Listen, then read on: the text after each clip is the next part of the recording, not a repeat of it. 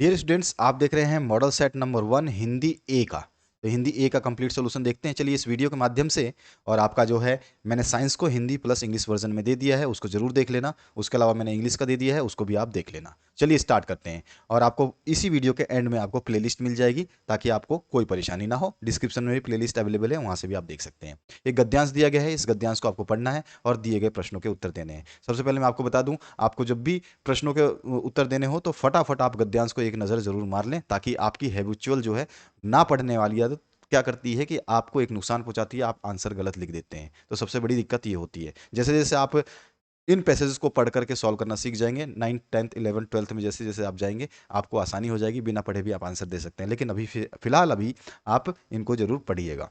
तो चलिए, आपने सभी ने पढ़ लिया होगा ये गद्यांश, और यहाँ पर जो है पहले क्वेश्चन की बात करते हैं। गद्यांश को पढ़ने की आवश्यकता नहीं है मुझे, क्योंकि आपके पास ये ऑलरेडी पेपर अवेलेबल है और आपको गद्यांश का पूरा नॉलेज हो चुका होगा। तो चलिए देखते हैं क्या है। पहला क्वेश्चन पूछा गया, गांधी जी की पत्नी का नाम था। तो वहां पे क्या नाम था ये आपको बताना है। तो अगर आप पूरा पैसेज पढ़ते हैं तो आपको आसानी से इसका आंसर मिल जाएगा, जो कि यहाँ पे हमने लिख दिया, कस्तूरबा गांधी। उसके बाद जो दूसरा क्वेश्चन है, पहला क्वेश्चन हमने कर लिया, दूसरे क्वेश्चन की बात करते हैं। दैनिक जीवन में लोगों को हम कौन कौन से कार्य करते हुए देखते हैं। तो हम दैनिक जीवन में इस कलर में हम आंसर दे रहे हैं, यानी कि आपका जो ये कलर है इसी कलर में आंसर मिलेगा। तो देखिए ऊपर की तरफ, यहाँ पर जो ये कलर मैंने आपको दिया है, दैनिक जीवन में हम अनेक लोगों से मिलते हैं जो विभिन्न प्रकार के काम करते हैं। सड़क पर ठेला लगाने वाला, दूध वाला है।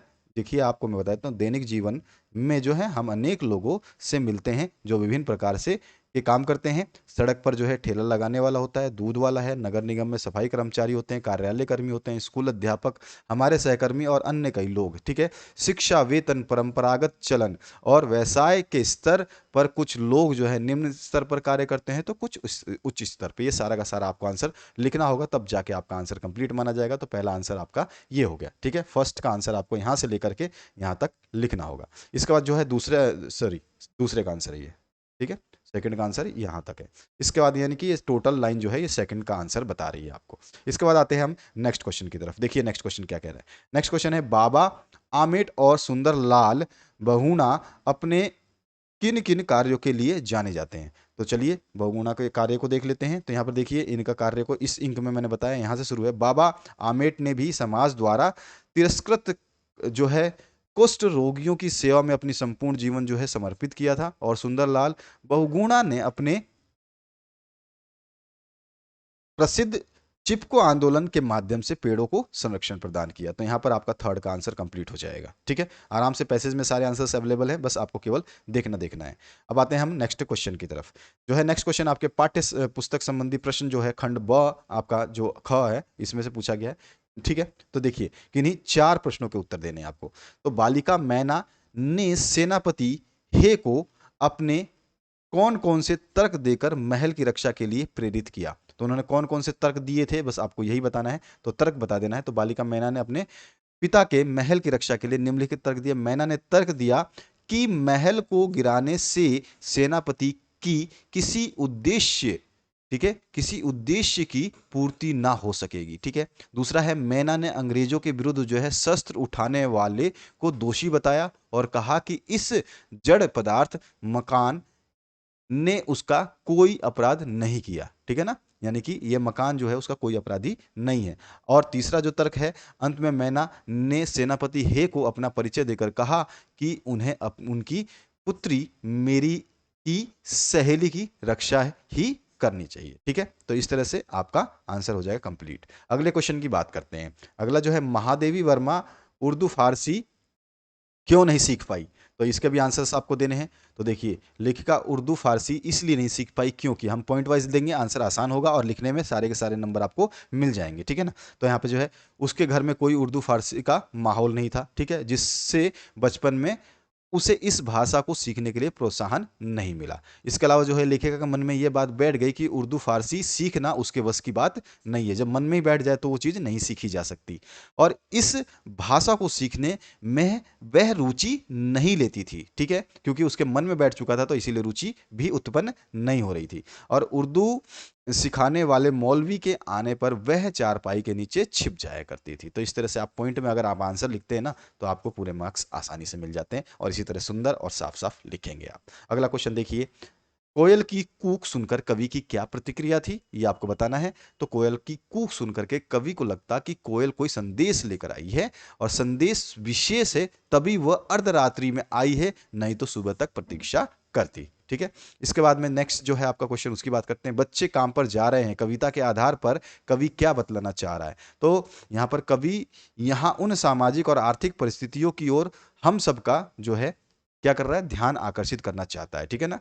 जिसमें क्या है, जिसके कारण जो है बच्चे अपना बचपन खो देते हैं और उनकी शिक्षा नहीं हो पाती, क्योंकि वो काम पे जा रहे हैं और वे बाल मजदूरी के करने के लिए जो है विवश हो जाते हैं या करने पर विवश हो जाते हैं। कवि बताना चाहते हैं कि आर्थिक तंगी के कारण बच्चों को मजदूरी करनी पड़ती है और उनका जो है बचपन छिन जाता है और वो बचपन का आनंद भी नहीं ले पाते हैं। इस तरह से आप लिख सकते हैं, बाकी अपने शब्दों में भी लिख सकते हैं। जरूरी नहीं है कि सारे के सारे आप डिटो कॉपी करो। ठीक है, ये चीज़ ध्यान रखना, अपने शब्दों को भी लिखा करें, आपको नंबर बिल्कुल भी नहीं कटेंगे, 0.5% यानी कि आधे नंबर भी नहीं कटेंगे। ठीक है। इसके बाद में नेक्स्ट जो है इसमें आपका यहाँ पे पूछा गया सखी ने गोपी से कृष्ण का कैसा रूप धारण के लिए आग्रह किया। तो कैसा रूप धारण करने के लिए आग्रह किया, तो सखी ने गोपी से कृष्ण का रूप धारण करने का आग्रह किया था। ठीक है ना। कैसा, कृष्ण का कैसा रूप धारण करेगी, तो कृष्ण, सखी ने गोपी से कृष्ण का रूप धारण की, क्यों, वे चाहती थी कि गोपी जो है मोर मुकुट पहन ले और गले में माला डाल करके पीले वस्त्र धारण कर और हाथ में जो है लाठी लेकर के पूरे दिन गाय और ग्वालों के साथ घूमने को तैयार हो जाए। इससे सखियों को हर समय कृष्ण के रूप के दर्शन होते रहेंगे। ठीक है, अच्छा है। इसके बाद आते हैं नेक्स्ट क्वेश्चन की तरफ। देखिए अब, मैना जड़ पदार्थ मकान को बचाना चाहती थी, पर अंग्रेज उसे नष्ट करना चाहते थे। क्यों?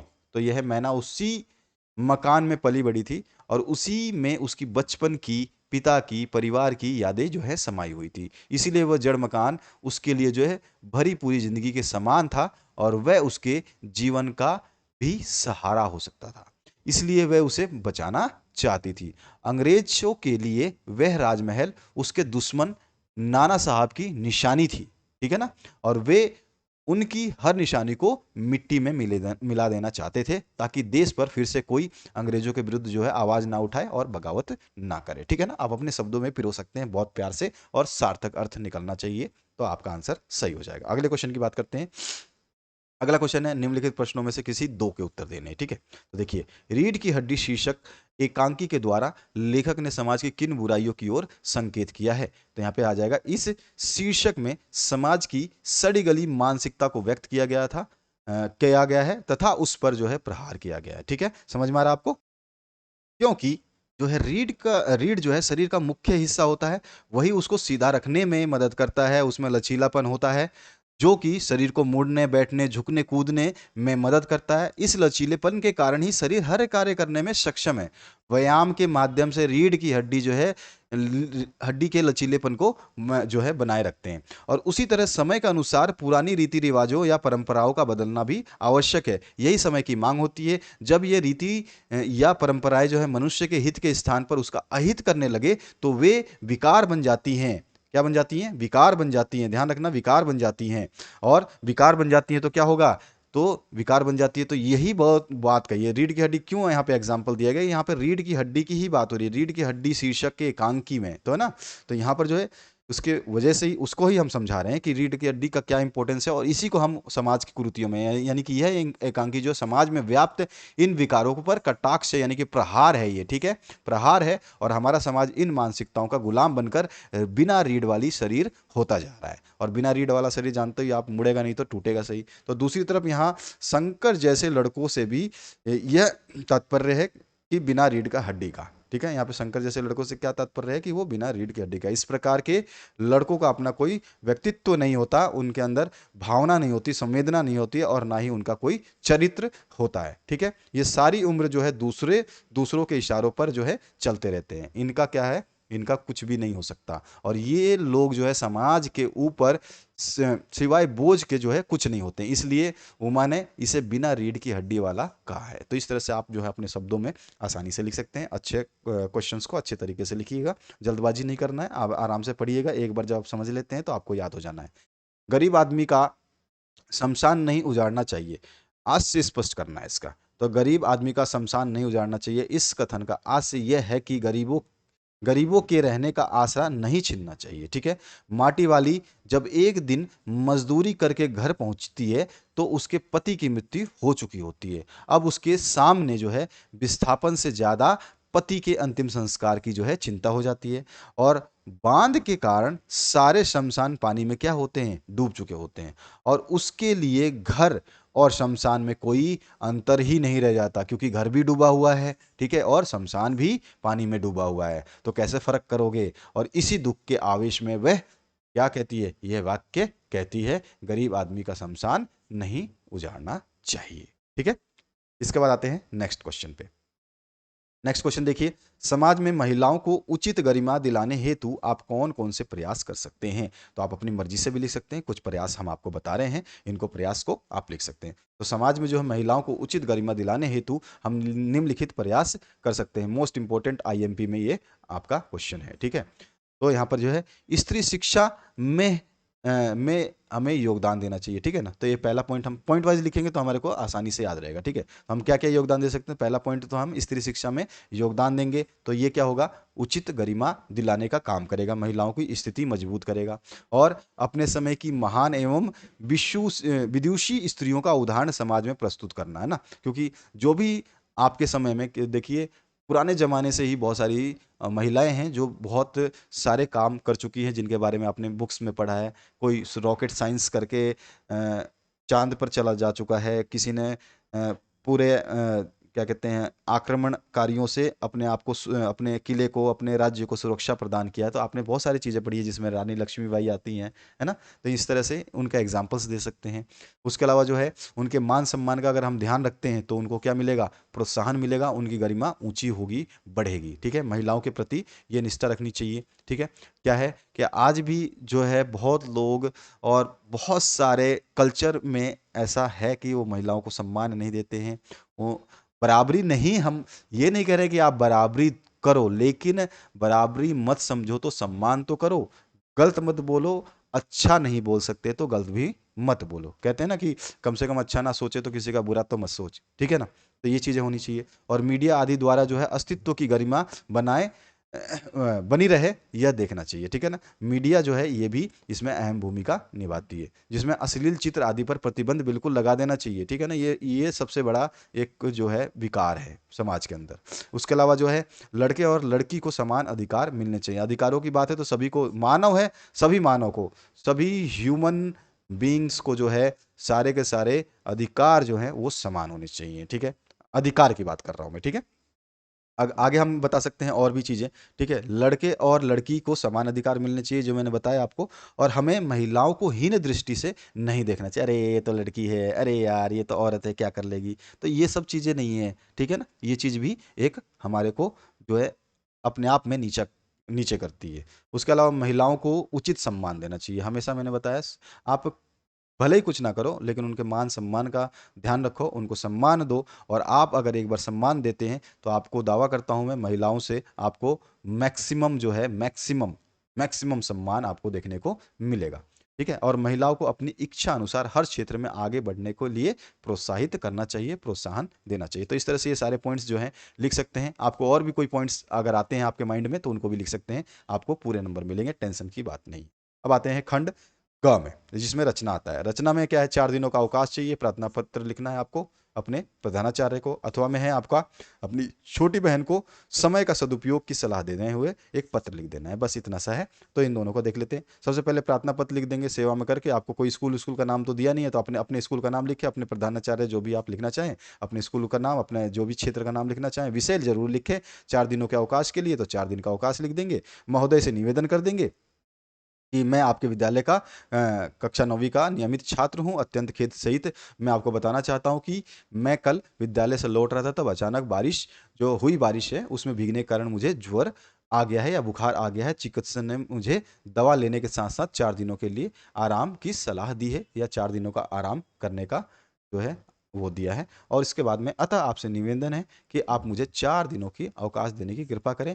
इस कृपा के लिए मैं आपका सदा आभारी रहूँगा। आपका आज्ञाकारी शिष्य। जो भी आप नाम लिखना चाहें, अगर आपको एप्लीकेशन में नाम नहीं दिया, आगे आने वाले समय में आपको नाम एप्लीकेशन में दिया जाएगा, जैसे 10वीं और 12वीं में दिए जाते हैं, ठीक है, 11वीं में भी दिया जाता है कि आपका नाम ये है, आप इस स्कूल में पढ़ते हैं, अपने प्रधानाचार्य को इसके लिए, स्वच्छता अभियान के लिए या फिर इसके लिए प्रार्थना पत्र लिखिए। तो ये सब आपको नहीं दिया होता है तो आप अपना नाम, अपने दोस्त का नाम, किसी का नाम लिख सकते हैं, कक्षा लिख सकते हैं, रोल नंबर लिख सकते हैं। अथवा में जो पार्ट है, आपको बहन को जो लेटर लिखना है, तो लेटर के लिए सबसे पहले आपको बता दूं, यहाँ पर जब भी लेटर होता है, ठीक है, जब भी आप अपने देखिए मैं बता देता हूँ, अपने दोस्त, ठीक है, या फिर प्लस में रिश्तेदार हो गए आपके, ठीक है, आपके रिश्तेदार हो गए, ठीक है, या फिर और भी आपका कोई ऐसा जो जिसको हम पर्सनल बोल सकते हैं, पर्सनल, ठीक है, इसमें आपके रिश्तेदार में माता पिता भी हो सकते हैं, ठीक है, माता पिता, ठीक है, ये सारे के सारे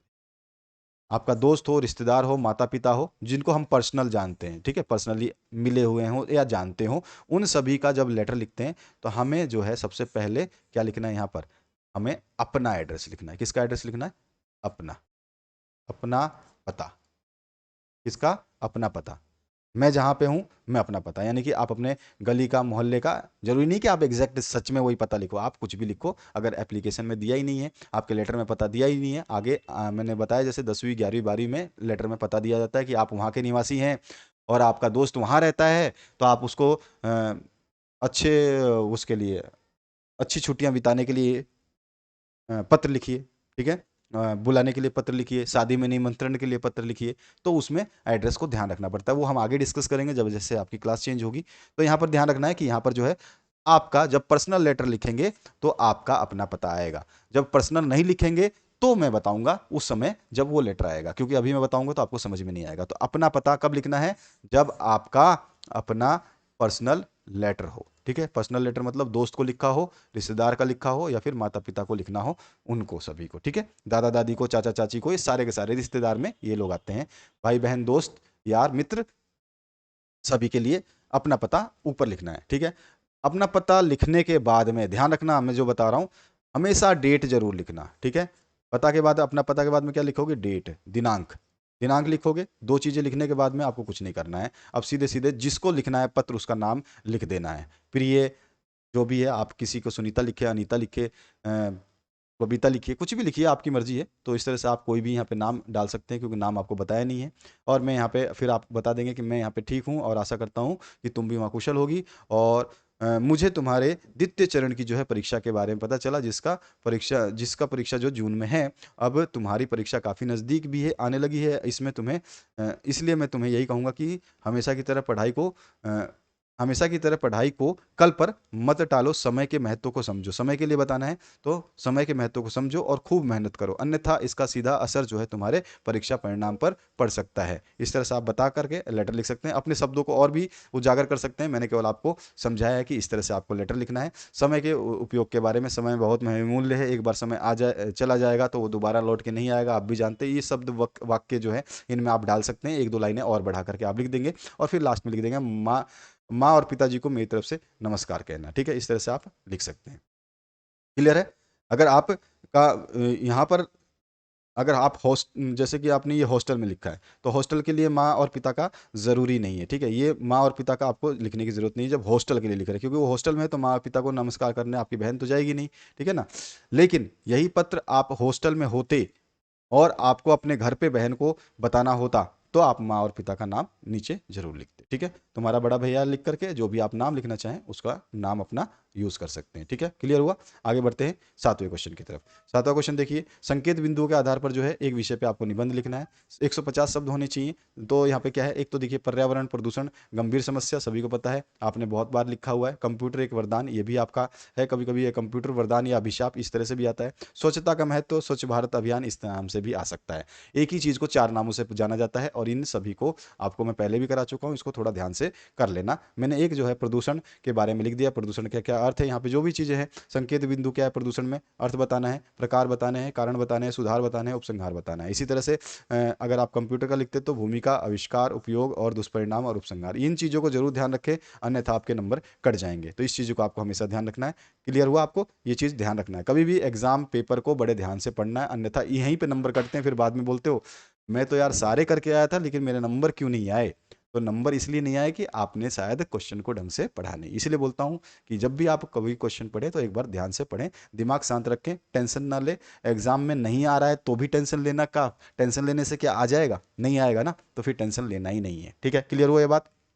चलिए, तो प्रदूषण का अर्थ समझा देंगे, आप आराम से देख सकते हैं, पढ़ सकते हैं इसको। ये चीज़ें आपको खुद पढ़नी है और समझनी है। ठीक है, उसके बाद में प्रदूषण के कौन कौन से प्रकार होते हैं आप सभी को पता है, इतने सारे प्रकार होते हैं, आप खूब अपने आंख बंद करके लिख सकते हैं। वायु प्रदूषण होता है, जल प्रदूषण होता है, ध्वनि, मृदा और रेडियोधर्मी प्रदूषण होता है। जरूरी नहीं है कि आप पांचों लिखें, आप 3 भी लिख सकते हैं केवल। ठीक है, ये समझ में आ गया। अब आपको क्या करना है, उसके बाद में बचने के उपाय वगैरह लिख देना है। ठीक है, और उसके बाद में प्रदूषण से बचने के कुछ कारगर उपाय जो है पॉइंट वाइज लिखने जरूरी है। ठीक है, पॉइंट वाइज लिखेंगे तो क्या है, एग्जामिनर को मजा आएगा पढ़ने में, और समझदारी से क्या होगा कि वो आपको नंबर दे देगा। बच्चा जब भी पॉइंट से देता है एग्जामिनर को लिख करके ना, एग्जामिनर बहुत खुश होता है, क्योंकि एग्जामिनर को सबसे पहले वही कॉपियां अच्छी लगती हैं जो कौन सी, अच्छी लिखी हुई हो। ठीक है, तो अच्छे से लिखिए, अच्छे से तैयार करिए अपने आप को, और फिर लास्ट में जो मैंने बताया कि उपसंहार जो आपको लिखना ही है, तो आपको कंक्लूजन लिखा देना है। ठीक है, तो इस तरह से आप आराम से लिख सकते हैं, ये आपका आंसर है। इसके बाद आते हैं, विद्यालय में स्वच्छता अभियान को लेकर के दो मित्रों के बीच में जो संवाद है उसको लिखना है, या फिर कोरोना महामारी के बीच में दो मित्रों के बीच में संवाद। तो आप तो स्वच्छता अभियान कोई हुआ होगा, तो आपके स्कूल में हुआ, आपके अड़ोस पड़ोस में हो, तो दो मित्र क्या बात करेंगे, अरे हमारे स्कूल में ये हुआ, वो हुआ, फलाना फलाना। तो एक मित्र कुछ बोलेगा, दूसरा मित्र उसका जवाब देगा, बस यही होता है। तो हमने जैसे कोरोना के बारे में यहाँ पे बताया, जैसे राजू हो गया मान लो, तो राजू सुप्रभात मित्र कैसे हो, तो दीपक उसके साथ उसका दूसरा मित्र, दोनों की आपस में बातें हो रही हैं अब।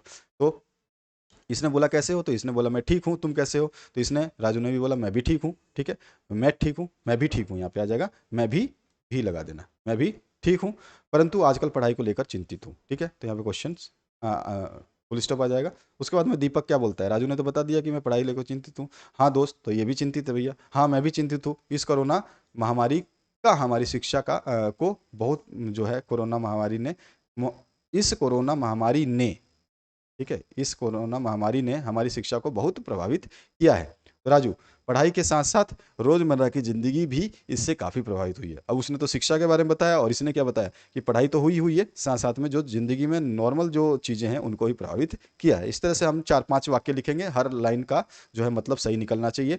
5 लाइन, 6 लाइन, 7 लाइन आपको लिख देनी है, 10 लाइन कम से कम लिखें अगर आपका 5 नंबर का क्वेश्चन है तो। ठीक है ना। फिर दीपक क्या कहता है, हाँ दोस्त, कोरोना मरीजों की संख्या बढ़ती जा रही है, ऐसे में लॉकडाउन खुलने की उम्मीद नहीं दिख रही है। राजू क्या कह रहा है, आश्वासन, मित्र, धैर्य और सावधानी के साथ सब कुछ मुमकिन है। तो बस इस तरह से मैंने कुछ समझाया आपको कि इस तरह से आपको वाक्य लिख देने हैं, और भी आप इसमें कुछ वाक्य जरूर जोड़ें, क्योंकि ये मैंने आपको समझाने के लिए लिखा है। आप चाहें तो इसका स्वच्छता अभियान के बारे में लिखें या फिर इसके बारे में। तो इस तरह से ये आपका कंप्लीट सॉल्यूशन आपने देखा, और आशा करता हूँ इस वीडियो से आपको जो है वो मिलेगा। और मैं यहाँ पे प्लेलिस्ट दे रहा हूँ, इसमें प्लेलिस्ट में आप जरूर चेक करें, आपके सारे सॉल्यूशंस अवेलेबल है। Thank you very much, have a good day.